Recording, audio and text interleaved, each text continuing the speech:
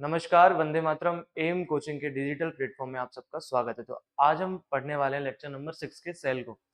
हमने अब तक वैक्यूल को पढ़ लिया था, एंड्रो मेम्ब्रेन सिस्टम पढ़ लिए थे। हम अब आगे चलकर बाकी के ऑर्गेनेल थोड़े अच्छी तरीके से पढ़ने वाले हैं। तो सबसे पहले हम आज पढ़ने वाले हैं माइटोकॉन्ड्रिया। अब माइटोकॉन्ड्रिया हमने बात करी थी कि ये मेम्ब्रेन बाउंड होता है, इसकी खुद की झिल्ली पाई जाती है, पर इसके अंदर दो मेम्ब्रेन पाई जाते हैं, एक आउटर और एक इनर। अब माइटोकॉन्ड्रिया एक प्लूरल वर्ड है, मतलब बहुत सारे मिलकर जब माइटोकॉन्ड्रियंस हो जाते हैं तो उसे अपन माइटोकॉन्ड्रिया कहते हैं। इसका सिंगुलर वर्ड है माइटोकॉन्ड्रियन, पर मोस्टली अपन यूज करते हैं माइटोकॉन्ड्रिया क्योंकि ये ग्रुप में पाए जाते हैं। अगर इसको अच्छी तरीके से डाइस की मदद से ना स्टेन करा जाए, कलर ना करा जाए, तो ये इजिली विजिबल नहीं होते माइक्रोस्कोप के अंदर, इसलिए इसको अच्छी तरीके से डाई करी जाती है। बाकी न्यूक्लियस, क्लोरोप्लास्ट या बड़े स्ट्रक्चर होते हैं, उनको अपन इजिली देख सकते हैं माइक्रोस्कोप में बिना डाई के भी या स्टेन करे हुए। ठीक है। अब कहते हैं कि ये जो नंबर ऑफ माइटोकॉन्ड्रिया है ये अलग अलग हो सकते हैं सेल पे। अब माइटोकॉन्ड्रिया काम होता है रेस्पिरेशन करना, एनर्जी बनाना। जिस सेल को एनर्जी की जरूरत ही नहीं है उसमें माइटोकॉन्ड्रिया कम मिलेंगे, पर जिसमें एनर्जी की बहुत ज्यादा जरूरत है, जैसे मेसोफिल सेल्स होते हैं, ठीक है, तो उनमें माइटोकॉन्ड्रियन की संख्या अपने आप बढ़ जाती है। तो ये डिपेंड करेगा फिजियोलॉजी पे कि फिजियोलॉजी या एक्टिविटी क्या है सेल की, वो किस काम के लिए है, उसके अनुसार माइटोकॉन्ड्रिया की संख्या निर्धारित होती है। अगर हम बात करें माइटोकॉन्ड्रिया की, तो आप देख पा रहे हो कि ये सिलेंड्रिकल शेप का होता है। ये हाफ कट हुआ है पर ये ऐसा रहता है, सिलेंड्रिकल शेप का रहता है। तो ये सिलेंड्रिकल शेप का मिलता है। इसका डायमीटर 0.2 से 1 माइक्रोन मीटर तक होता है और इसकी लेंथ 1 से 4.1 माइक्रोन मीटर तक हो सकती है। ये अलग अलग सेल्स में अलग अलग विभिन्न प्रकार के मिल सकते हैं।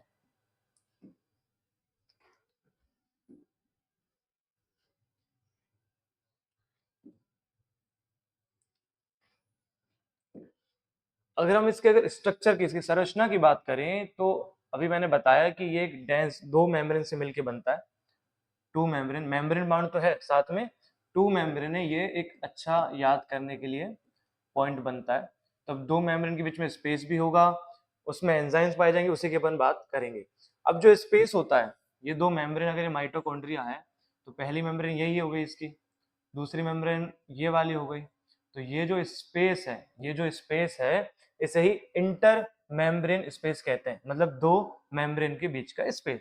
तो इसमें भी एंजाइम्स पाए जाते हैं बहुत सारे। और the outer and inner membranes divide the mitochondrion into two aqueous compartment. ये कहना चाह रहा है कि पूरा एक माइटोकॉन्ड्रियन है, तो जो इनर मेम्ब्रेन है ये अलग कंपार्टमेंट बन गया और इसने आउटर ने इसको अलग में बांट दिया है। तो दो एक्वस कंपार्टमेंट ये बना देता है।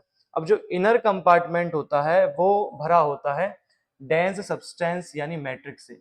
जो इसके अंदर जो ये पाया जाएगा इसे अपन कहेंगे मैट्रिक्स। सारा काम जो होने वाला है वो मैट्रिक्स में ही होगा माइटोकॉन्ड्रिया का। ठीक है। अब बात करें inner membrane forms in foldings towards the matrix called cristae.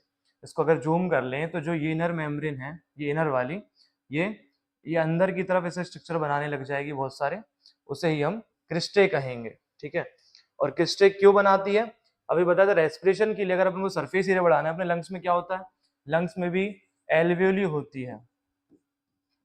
क्यों होती है वो, ताकि सरफेस एरिया इंक्रीज हो जाए। उसी प्रकार फिर एल्वियोली के अंदर भी माइटोकॉन्ड्रिया ही होते हैं। तो माइटोकॉन्ड्रिया रेस्पिरेशन के लिए, सरफेस बढ़ाने के लिए ये क्रिस्टे का फॉर्मेशन कर देते हैं।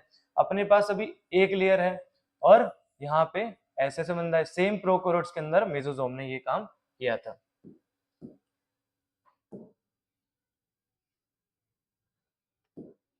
अब बात कर ले हम इनके कंटेंट की, तो इसमें होता क्या है।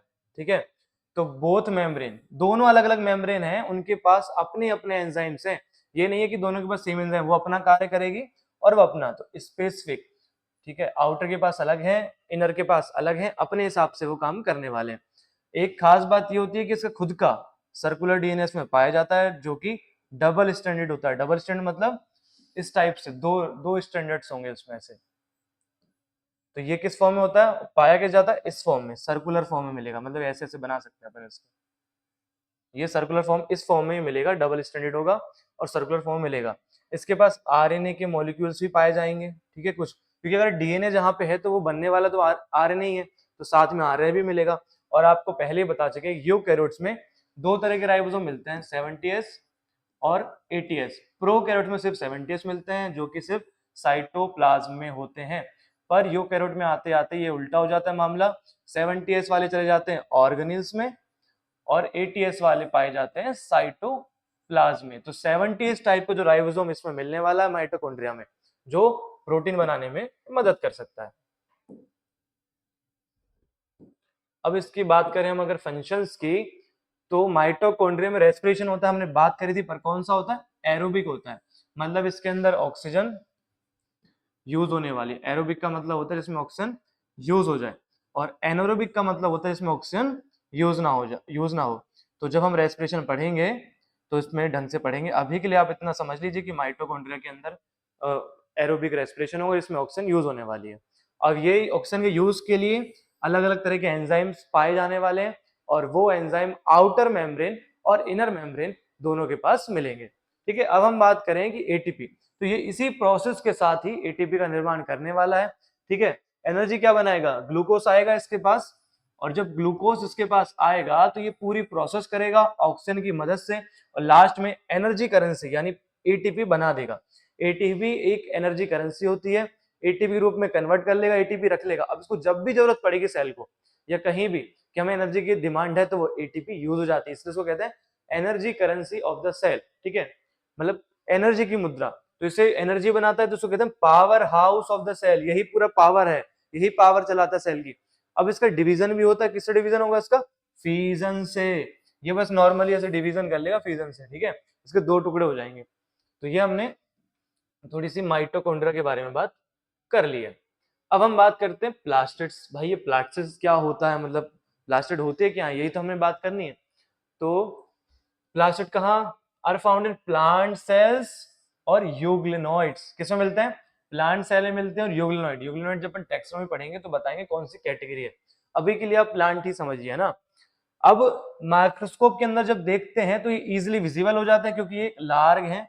माइटोकॉन्ड्रिया में क्या थे, वो छोटे भी थे, और साथ में जब तक उनको अच्छे से डाइस्टेन ना करा जाए, ढंग से डेंस में स्टेन ना करा जाए, उनको आप नहीं देख सकते। पर इनको आप इजिली देख पाओ क्योंकि ये लार्ग भी है और विजिबल भी है। ठीक है, अब हम बात कर लें थोड़ी और आगे। ये भी मेम्ब्रेन बाउंड होते हैं, हमने पहले ही पढ़े थे।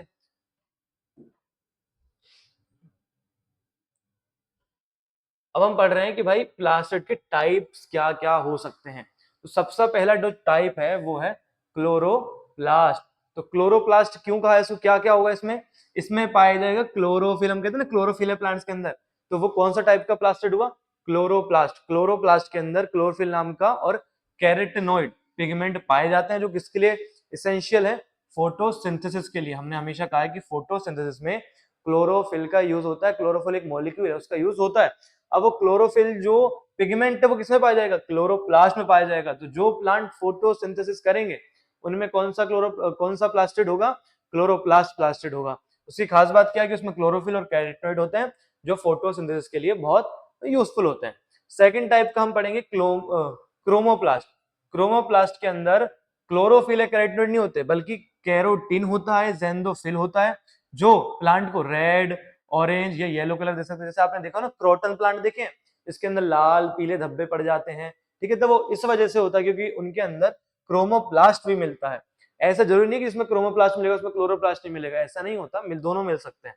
ठीक है, फिर एक होता है ल्यूकोप्लास्ट। ये दोनों तो कलर देने ही वाले, पर ये कलर नहीं देंगे, ये कलर लेस होते हैं। ये दोनों क्लोरोप्लास्ट या क्रोमोप्लास्ट कलर देने वाले, बताया ना क्लोरोफिल ग्रीन कलर देगा, तो ये दोनों कलर देंगे, पर ल्यूकोप्लास्ट कलर नहीं देने वाला है। ये किस लिए होता है, ये स्टोर करता है फूड को। तो प्लास्टिड सिर्फ कलर या फोटोसिंथेसिस के लिए नहीं होते, बल्कि वो स्टोर फूड करते हैं। अब इसी के तीन टाइप पढ़ रहे हैं, ये जो तीन टाइप है वो ल्यूकोप्लास्ट के टाइप है। ठीक है, तो सबसे पहला जो ल्यूकोप्लास्ट अपन पढ़ रहे हैं वो है अमाइलोप्लास्ट। अमाइलोप्लास्ट क्या होता है, जो स्टार्च को रखने वाला हो, जो स्टार्च को रखने वाला, जैसे अपने पोटैटो में देखा हो, तो पोटैटो में ये वाला क्रोलो जो प्लास्टिड है वो सबसे ज्यादा, कौन सा प्लास्टिड, ल्यूकोप्लास्ट। ल्यूकोप्लास्ट में भी कौन सा वाला, अमाइलोप्लास्ट। तो ये सबसे ज्यादा जो प्लास्टिड पाया जाएगा पोटैटो में वो ये वाला होगा। ठीक है, अब बात करें हम एलियोप्लास्ट की। तो ये क्या करता है, ये स्टार्च करता है, तो ये ऑयल और फैट रखता है। वो अमाइलोप्लास्ट क्या रखता था अपना, स्टार्च रखता था, और एलियोप्लास्ट क्या रखेगा, ऑयल एंड फैट। अब हम बात कर लें एल्यूरोप्लास्ट की, तो एल्यूरोलेन क्या होती है, वो एल्यूरो का मतलब ही प्रोटीन होता है, तो ये रखने वाला है हमारा प्रोटीन। तो हमने कितने तरह के प्लास्टिड पढ़े, 3 तरह के प्लास्टिड पढ़े। पहले क्लोरोप्लास्ट, इसमें क्लोरोफिल होगा, कैरोटिनॉइड्स होंगे जो फोटोसिंथेसिस के लिए आवश्यक होंगे, ये भी कलर देगा, ग्रीन कलर देगा। फिर एक क्रोमोप्लास्ट, जिसमें कैरोटिनॉइड और कैरोटीन अंतर है, इसमें कैरोटिनॉइड मिलेगा, इसमें कैरोटीन और ज़ैनोफिल जो रेड ऑरेंज येलो कलर दे सकते हैं। फिर ल्यूकोप्लास्ट, ये दोनों तो कलर वाले थे, पर ल्यूकोप्लास्ट कोई कलर नहीं देता है। क्या काम है इसका, इसका काम है स्टोर, फूड को स्टोर करना। तो 3 तरह के अपन ने पढ़े, अमाइलोप्लास्ट स्टार्च करेगा, एलियोप्लास्ट ऑयल और फैट करेगा, और एल्यूरोप्लास्ट प्रोटीन को अपना करेगा। तो ये हमने थोड़े से प्लास्टिड पढ़ लिए। अब हम थोड़ा सा ब्रीफली पढ़ेंगे, क्योंकि हम प्लांट्स के बारे में पढ़ते हैं, तो हम कौन सा पढ़ेंगे, क्लोरोप्लास्ट पढ़ेंगे, जो हम हमेशा पढ़ते हैं कि भाई फोटोसिंथेसिस के अंदर क्लोरोफिल की इतनी डिमांड होती है, तो उसी क्लोरोप्लास्ट के अंदर क्लोरोफिल पाया जाता है। तो उसी क्लोरोप्लास्ट, कौन से प्लास्टिड को पढ़ने वाले हैं, क्लोरोप्लास्ट प्लास्टिड को हम पढ़ने वाले हैं। तो हम पढ़ेंगे कहाँ मिलेगा ये, मीजोफिल सेल्स ऑफ लीव्स, जो लीव्स होता है, जो लीव्स होंगी कहाँ होता है फोटोसिंथेसिस, लीव्स में ही होता है। तो लीव्स के अंदर होगा तो वही मीजोफिल सेल पाए जाएंगे। बताया था कि राउंड होते हैं सेल या ओवल होते हैं, उन्हीं के अंदर कौन सा प्लास्टिड मिलेगा, क्लोरोप्लास्ट प्लास्टिड मिलेगा। अब थोड़ी और बात कर ले कैसे होंगे ये, लैन शेप के, लैन शेप का मतलब यही होता है, ओवल भी यही है, लैन शेप, स्फेरिकल गोल मिल सकते हैं, डिस्कोइड रिबन शेप ऐसे भी मिल सकते हैं, डिस्कोइड डिस्क शेप के होते हैं ना, ये डिस्क शेप या रिबन टाइप के मिल सकते हैं। तो इनके अलग अलग आकार हो सकते हैं क्लोरोप्लास्ट के, ठीक है।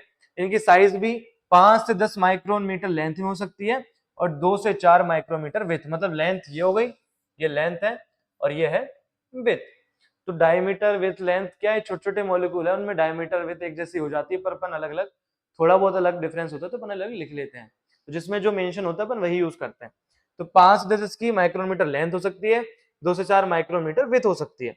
अब हम बात करें कि क्लोरोप्लास्ट किसमें ज्यादा पाए जाएंगे, तो भाई वो अलग अलग वेरी करते हैं, ऐसा कोई रूल नहीं है। वो भी क्यों, जिसमें फोटोसिंथेसिस ज्यादा होगा उसमें क्लोरोप्लास्ट ज्यादा पाए जाएंगे। अब जहां पे बार्क में, अगर बार्क वाला सेल है, जो छाल वाला सेल है, उसमें फोटोसिंथेसिस होना ही नहीं है, तो उसमें क्लोरोप्लास्ट ज्यादा क्यों पाए जाएंगे, क्योंकि भाई फोटोसिंथेसिस तो करेगा ही नहीं ना, लीव ही करना है, तो लीव के अंदर ज्यादा पाए जाते हैं। ये अपन उल्टा समझ लो, लीव के अंदर पाए जाते हैं इसलिए लीव क्या करती है, फोटोसिंथेसिस करती है, बार्क में नहीं पाए जाते तो वो नहीं कर पाता, ठीक है। अब बात करें नंबर ऑफ सेल की, तो क्लाइमेडोमोनास एक ऑर्गेनिज्म है, उसके अंदर एक ही मिलता है, पर जो अपने मीजोफिल सेल्स होता है, एक मीजोफिल सेल होता है ना, जो एक एक की बात कर रहा हूँ, एक लीफ में बहुत सारे मीजोफिल सेल्स होते करोड़ों, उसमें से एक मीजोफिल सेल में क्या मिलता है, 20 से 40 अपन को क्लोरोप्लास्ट देखने को मिलते हैं, तभी तो वो अच्छी तरीके से फोटोसिंथेसिस कर पाती, नहीं तो कर ही नहीं पाती। अब बात कर ले हम इसकी स्ट्रक्चर की, तो हमने पढ़ा था माइटोकॉन्ड्रिया में डबल डबल लेयर होती है, सेम इसमें भी double layer, double membrane bound organelle है, डबल मेम्ब्रेन इसमें पाई जाएगी।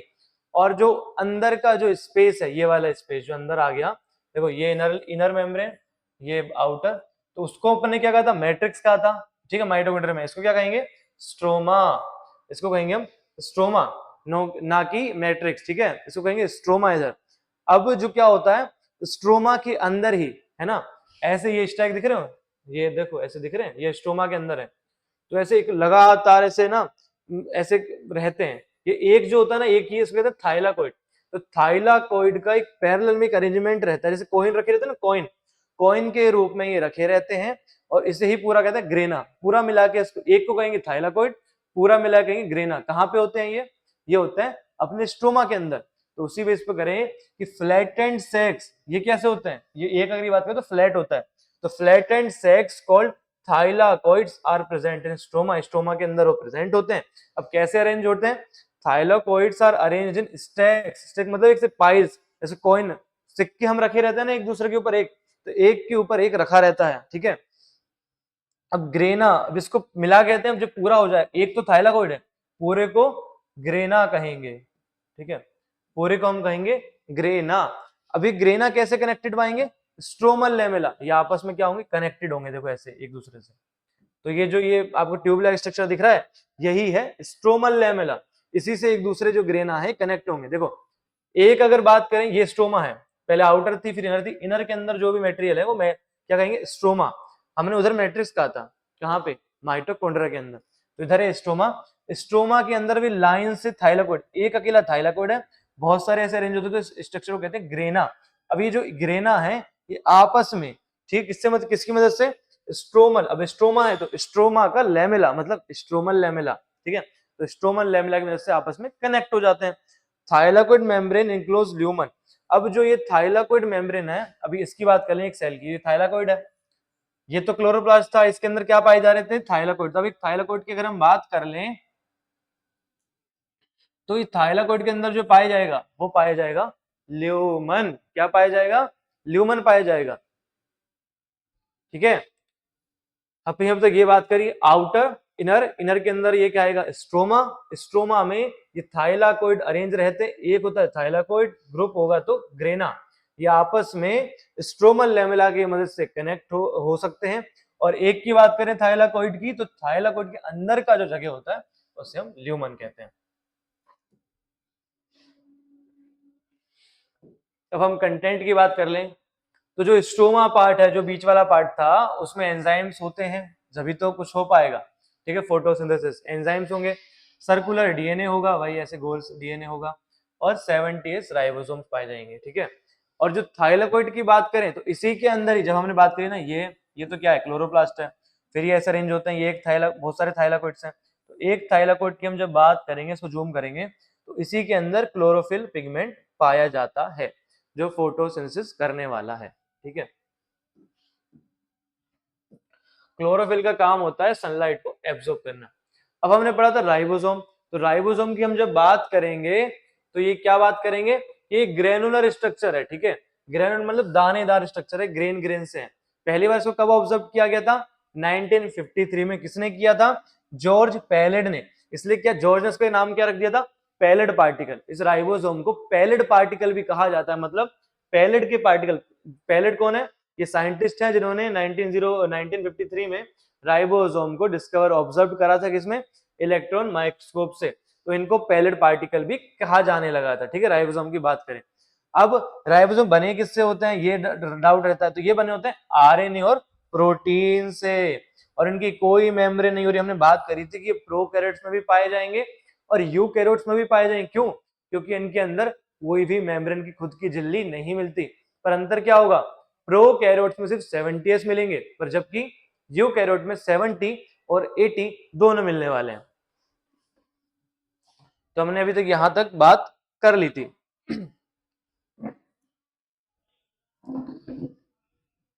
तो ये राइबोसोम देखो बनाते तो प्रोटीन है, पर ये बने भी किससे होते हैं, आरएनए और प्रोटीन से, और इनका मेनली काम क्या, प्रोटीन का ही सिंथेसिस करना।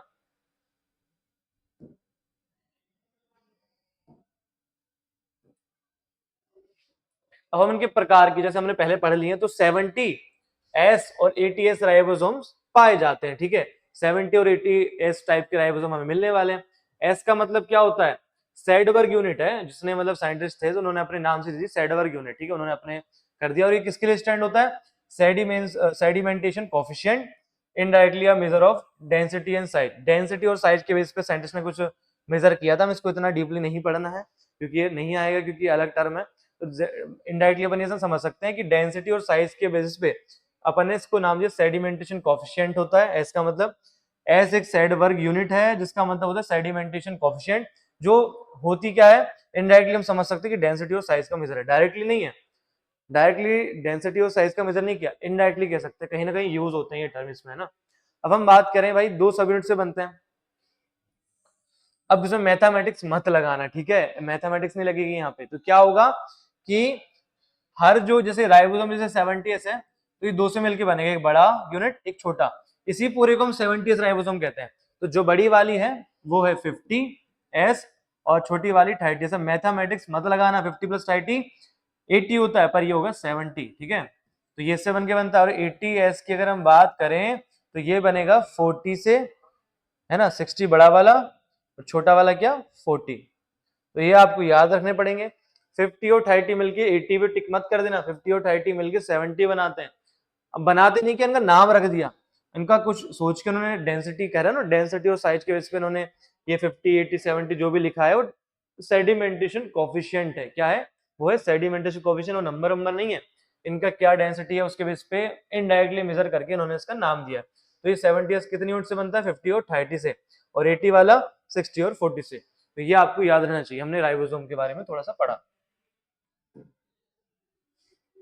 ठीक है, अब हम और भी थोड़े बहुत ऑर्गेनेल्स पढ़ लेते हैं। एक होता है साइटोस्केलेटन। जैसे अपना स्केलेटन किस काम आता है? अपना एक ढांचा होता है जो बॉडी को स्थिर बनाए रखता है, क्योंकि उसी पे मसल चिपकेंगी, उसी पे आके टेंडन, कार्टिलेज। ठीक है, अगर बोन हट जाए, फ्रेमवर्क हट जाए हमारे अंदर का, तो क्या हुआ? हमारी बॉडी स्थिर खड़ी रह पाएगी? नहीं खड़ी रह पाएगी, गिर जाएंगे। तो उसी प्रकार जो साइटोस्केलेटन होते हैं वो सेल को क्या करते हैं? स्थिर बनाते हैं। तो नेटवर्क होता है ऑफ फिलामेंटस, किसका? प्रोटीनियस स्ट्रक्चर होते हैं। क्या होते हैं ये? प्रोटीन के पाए जाते हैं। तो network of filamentous proteinaceous structure present in the cytoplasm. Cytoplasm के अंदर ये पाए जाएंगे। इस कलेक्टिवली रिफर टू साइटोस्केलेटन। इसे ही हम साइटोस्केलेटन कहेंगे। जो नेटवर्क है फिलामेंटस प्रोटीनियस स्ट्रक्चर का, जो साइटोप्लाज्म में होने वाला है, उसे ही हम साइटोस्केलेटन कहने वाले हैं। इसका फंक्शन मैंने बता ही दिया, मैकेनिकल सपोर्ट देंगे भाई, सपोर्ट बना के रखेगा। अगर ये थोड़ी बहुत मोटिलिटी भी करवा देगा सेल, जब भी तो मूव कर पाएगा। अगर लुचीला, हम मूव क्यों कर पा रहे हैं? हमारी बोन ऐसे से, देखो ये बोन हो रही, हिल रही है, क्यों? क्योंकि मूव मजबूत बना रखा है, अंदर से कुछ होगा ही नहीं, सब खोखला होगा, तो सेल स्थिर नहीं रह पाएगा, तो मूवमेंट तो छोड़ो। तो ये मोटिलिटी में भी मदद कर सकते हैं। ठीक है, और फिर शेप बनाए रखने, देखो एक तो सेल वॉल तो शेप बनाती है, वो कैसे बनाती है? आउटर लिमिट कर देती है ताकि उसकी शेप निर्धारित हो जाए। और ये कैसे बनाएंगे? लुचीला नहीं होने देंगे उसको। अगर वो सेमी फ्लूइड साइटोप्लाज्म है, अगर उसके अंदर ये नहीं पाए जाएंगे तो वो तो कहीं भी बह जाएगा, क्योंकि है तो सेमी फ्लूइड। पर ये उसको क्या करेंगे? थोड़ा स्थिर बना के रखेंगे। तो साइटोस्केलेटन का काम ये है, एक सपोर्ट देना सेल को। फिर दूसरा हमने ऑर्गेनल पढ़ा था एक माइक्रोबॉडीज। मैंने आपको कहा था कि माइक्रोबॉडीज भी पढ़ेंगे। तो ये यूनिट मेम्ब्रेन, एक सिंगल मेम्ब्रेन बाउंड होता है। ठीक है, सिंगल मेम्ब्रेन बाउंडर कैसा है? वेसिकल, जैसे लाइजोम था ना, वैसे ये वेसिकलर स्ट्रक्चर होता है। उसे ही हम क्या कहते हैं? माइक्रोबॉडीज। ये भी लाइजोसोम जैसा, उसमें एंजाइम्स होते हैं, इसमें भी क्या होंगे? बहुत तरह के एंजाइम्स होते हैं, बहुत तरह के एंजाइम्स होते हैं। ठीक है, ये प्लांट में भी मिलेगा, एनिमल में भी मिलेगा। एक एग्जांपल पढ़ लिया माइक्रोबॉडी का, क्या है? परऑक्सीसोम। समझ में आया? लाइजोसोम की तरह ये सेम, बस में एक मेम्ब्रेन पाई जाएगी, वेसिकल्स मिलेंगे, तो उसे अपन माइक्रोबॉडीज कहते हैं। इसमें भी डिफरेंट एंजाइम्स पाए जाने वाले हैं।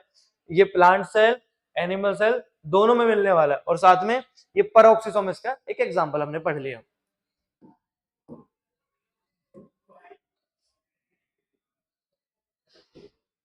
अब हम बात कर ले सेंट्रोजोम की और सेंट्रियोल्स की। तो हमने बोला था कि जो सेंट्रोजोम होता है वो ऐसा ऑर्गेनिल है जिसकी खुद की झिल्ली नहीं पाई जाती, फिर भी वो यूकैरियोट में पाया जाता है। कौन से यूकैरियोट में? एनिमल सेल में डिवीजन, सेल डिवीजन कराने में काम करता है। तो हम इसी के बारे में पढ़ेंगे कि क्या है सेंट्रोजोम। ठीक है, centrosome is a non membranes, इसकी कोई मेम्ब्रेन नहीं होती। ये अटैच कैसे होते? दो सेंट्रियोल होते हैं, देखो ऐसे, ये देखो, ये स्ट्रक्चर सही है। ऐसे परपेंडिकुलर सेंट्रियोल्स होते हैं अटैच, इसी पूरे को मिला के अपन क्या कहते हैं? सेंट्रोजोम। तो centrosome is a non membranes organelle, इसकी कोई की मेम्ब्रेन नहीं होती। Usually containing cylindrical structure called centriole. Centriole जो सिलेंड्रिकल दिख रहे हैं, सिलेंड्रिकल ही तो है, सिलेंडर के शेप के हैं, तो सिलेंड्रिकल स्ट्रक्चर है सेंट्रियोल्स, उनसे मिलकर ही क्या बनता है? सेंट्रोजोम बनता है। अब जो सेंट्रियोल्स हैं are surrounded by amorphous pericentriolar material.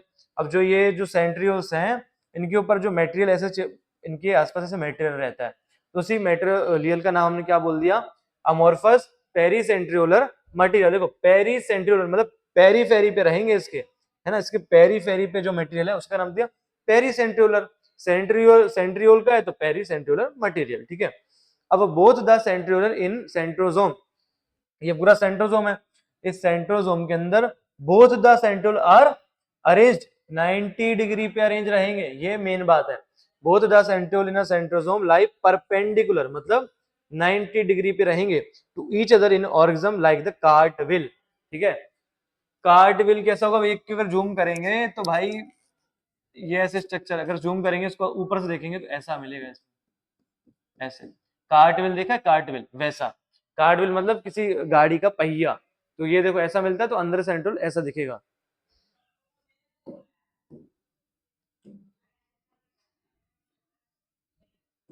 अब हम एक सेंट्रियोल के स्ट्रक्चर की बात करें तो ये 9 evenly space peripheral fibril of tubulin, tubulin का देखो बना रहता है, कैसा होता है इसको अपन डायग्राम बनाएंगे जब इसको ऊपर से देखेंगे। यहाँ देखो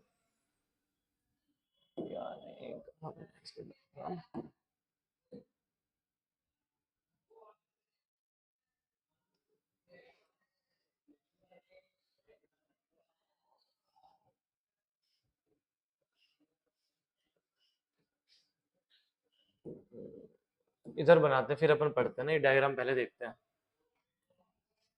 जब हम ऊपर से एक सेंट्रियोल को जब हम एक सेंट्रियोल को ऊपर से ऐसे देखेंगे, ठीक है, ये गोल बना, गोल नहीं बना पर गोल होता है। फिर इसमें क्या पाए जाते हैं, ऐसे ट्यूबुल्स, ऐसे ऐसे ऐसे ट्यूबुल होंगे, ऐसे पाइप होंगे, पर अपन तो ऐसे देख रहे हैं ना इसको, देखो ऐसे ट्यूब होंगे, पर हम ऊपर से देख रहे हैं सिर्फ, ऊपर क्या दिखेगा, गोल दिखेगा। तो ऐसे ट्रिपलेट पाए जाते हैं, क्या पाए जाते हैं, ट्रिपलेट। एक ट्रिपलेट होगा तो एक बोलेंगे इसको, ऐसे 9 पाए जाते हैं, कितने, तो 2, ठीक है, 3, 4, 6, 8, ये स्पेसली रहते हैं, ऐसे बढ़िया स्पेस में रहते हैं ये तो, ठीक है। जैसे ट्रिपलेट मिलते हैं, कहते हैं माइक्रो ट्यूब्यूल के ट्रिपलेट मिलते हैं, तो ऐसे होते हैं ये, ठीक है। अब क्या होता है, ये आपस में भी कनेक्ट होते हैं, ये आपस में भी लिंकेज से या इंटर ट्रिपलेट ब्रिज, देखो ये ट्रिपलेट है तो दोनों ट्रिपलेट के मतलब इंटर ट्रिपलेट, दोनों ट्रिपलेट के बीच में क्या होगा, इंटर ट्रिपलेट ब्रिज होगा, तो ये ऐसे आपस में कनेक्ट भी रहते हैं सब लोग। तो टोटल क्या है, ये 9 है, 9 ट्रिपलेट है, 9 क्या है, ट्रिपलेट है, किसकी, फाइब्रिल्स, माइक्रोट्यूब्यूल फाइब्रिल्स है, मतलब ये ऐसे ऐसे जा रहे होंगे, ये एक दो, ये पाइप रूप में जा रहे होंगे ऐसे, अपन सिर्फ ऊपर से देख रहे हैं तो अपन को ऐसा दिख रहा है, तो ये ट्रिपलेट है किसके, माइक्रोट्यूब्यूल या फाइब्रिल के, और इनके बीच में क्या मिलेगा, इंटर ट्रिपलेट ब्रिज या लिंकेज कह सकते हैं। अब बीच में एक पार्ट होता है, ठीक है, बीच में एक बहुत अच्छा ऐसे पार्ट होता है, ऐसे ऐसे गोल गोल ऐसे भरा रहता है पार्ट, ठीक है, ऐसे भरा रहता है, इसे कहते हैं हम हब, क्या कहते हैं, हब। अब ये भी क्या होगा, इन सबसे कनेक्ट होगा, ठीक है, ऐसे कनेक्ट होगा, जैसे एक किसी के इससे कनेक्ट हो गया, एक कनेक्ट हो गया सबसे, एक फाइबर से कनेक्ट होगा, ये किसी एक फाइबर से कनेक्ट होगा, ठीक है। तो ये जो है ना, ये वाले जो पिंक पिंक दिख रहे हैं, इन्हें हम कहते हैं रेडियल स्पोक, इन्हें हम कहते हैं रेडियल स्पोक। और ये क्या थे जो हमने अभी पढ़े, लिंकेज, है ना, इसे क्या कहते हैं, ग्रीन वाले को लिंकेज, या कह सकते हैं इंटर ट्रिपलेट ब्रिज, मतलब ट्रिपलेट के बीच का ब्रिज, ठीक है। तो आप बताओ रेडियल स्पोक की संख्या कितनी होगी, अभी 9 है, तो ये रेडियल स्पोक की संख्या भी यहाँ पे 9 ही होगी, और इन लिंकेज कितने होंगे, ये भी 9 ही होंगे, क्योंकि 9 कनेक्ट कर रहे हैं, तो गिन लो, 1 2 3 4 5 6 7 8 9। अब ये कितने होंगे, ये तो 9 हमने पढ़ ही लिए, ये क्या है, ट्रिपलेट्स हैं, क्या है, ट्रिपलेट्स हैं जो 9 होंगे। अब ये जो आपको दिख रहा है ना रेड कलर का, ये क्या है, सेल मेम्ब्रेन है, तो ये सेल मेम्ब्रेन दिख रही है, ठीक है, तो ये क्या है, एक सेंट्रियोल का हमने स्ट्रक्चर बना लिया, तो आप इसको बना लेना। अब हम इसके बारे में पढ़ते हैं तो इजीली समझ में आएगा। और जो ये वाला ये है, इसे कहते हैं हब, जो बीच में पाया जाता है, तो इसको देखना, अब इसके अपन को इजीली थ्योरी समझ में आ जाएगी।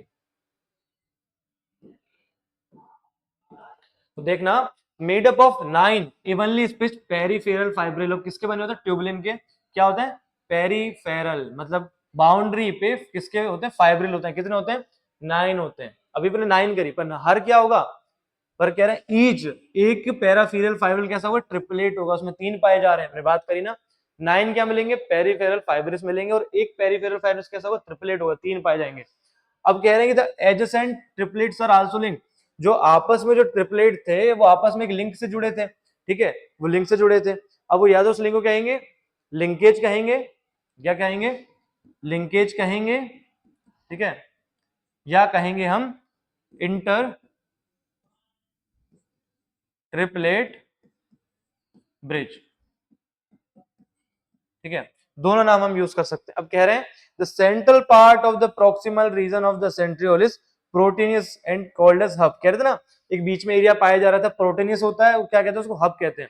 अब ये हब क्या होता है, हर पेरिफेरल, जो 9 पेरिफेरल ट्यूबुल्स है, 1 2 3 4 9 ऐसे, हर किसी से कनेक्ट होता है, तो जिससे कनेक्ट होता है उसे अपन कहते हैं रेडियल स्पोक, क्या कहते हैं, रेडियल स्पोक। तो वो भी क्या किसका होता है, प्रोटीन का। तो ये मोस्टली सेंट्रियोल क्या और सेंट्रोसोम क्या है, एक प्रोटीनियस स्ट्रक्चर है, ठीक है।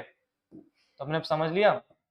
हम ऐसे कार्य देखते हैं, कार्य क्या है। तो उसके फंक्शन हमने पहली बात करी थी कि सबसे पहला तो हमने यही करेंगे भाई, ये स्पिंडल फाइबर बनाता है, that give rise to spindle apparatus. जो स्पिंडल फाइबर बनाएगा, स्पिंडल फाइबर आगे चल के क्या करेंगे, स्पिंडल अपार्चस बनाएंगे जो सेल डिवीजन में काम आएंगे। अब हम जब ये सेल डिवीजन पढ़ेंगे तब इसको अच्छे से समझेंगे भाई है क्या।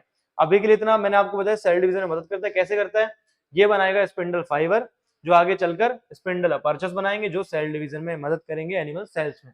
अब हम बात कर लें और दूसरा फंक्शन, तो जो सीलिया और जो फ्लैजला पढ़ाए थे अभी हमने पढ़े नहीं है, अब यूकैरियोट के हम पढ़ेंगे। सीलिया हमने उस समय वहां पे नहीं पढ़ा था, सीलिया तो यहीं पाया जाएगा। फ्लैजला हमने उधर पढ़ा था, पर वो अलग टाइप का फ्लैजला होता है और इसका जो स्ट्रक्चर होता है यूकैरियोट का फ्लैजला का वो अलग होता है। तो दोनों का है ना, सीलिया फ्लैजला में बात करी थी, फ्लैजला किससे बना होता है, बेसल बॉडी से, ठीक है, हुक से। और ये तो जो ये बेसल बॉडी है ये कौन बनाएगा, ये सेंट्रियोल निर्माण करेंगे इसके, ठीक है। तो सीलिया का भी यही रहता है, फ्लैजला का भी ये स्ट्रक्चर रहता है, देखा जाए जूम करके। तो जो बेसल बॉडी है दोनों की वो कौन बनाएगा, सेंट्रियोल बनाने वाले हैं। इसलिए इसमें भी कौन सा अरेंजमेंट पाया जाएगा, 9 वाला अरेंजमेंट, ठीक है, यही इंटर। और इसमें ट्रिपलेट पाए जाएंगे, पर इन दोनों में 9+2 मिलेगा। अभी हम पढ़ेंगे आगे चले जब इनको पढ़ेंगे भाई इनमें अरेंजमेंट कैसा मिलता है। इसमें तो मैंने पढ़ लिया, इसमें बेसल बॉडी में अरेंजमेंट 9 मिलेगा जो हमने सेम मिला ना सेंट्रियोल में, क्योंकि सेंट्रियोल ही मिलके बना रहे हैं इसको। तो सेंट्रियोल में जो मिलेगा वो इसमें मिलने वाला है। तो इसमें 9 का मिलेगा, और 9 में हर क्या होता है, हर ट्रिपलेट होता है। पर इसकी खास बात क्या है, इसमें 9 तो मिलेंगे पर ये ट्रिपलेट ना होकर डबलेट होंगे, ठीक है। ये कैसे होंगे, ऐसे होंगे, डबलेट होंगे। बाकी सब सेम रहेगा पर डबलेट होंगे। पर इसमें एक चेंज क्या आ गया, 2 चेंज आए। ये 9 है, ये 9 है, पर इसके अंदर ट्रिपलेट पाए जा रहे, 3 पाए जा रहे थे, इसमें 2 ही पाया जाएगा। और इसमें 2 और एक्स्ट्रा है, मतलब बीच में जैसे हब जहां पे था ना वहां पे ही अलग से 2 एक्स्ट्रा होंगे, ऐसे सिंगल सिंगल होंगे। सारी तो सब डबलेट डबलेट होंगे, पर ये बीच वाले सिंगल। अभी हम ढंग से सीलिया और वो जब पढ़ेंगे तो अच्छे से इसको बता पाएंगे।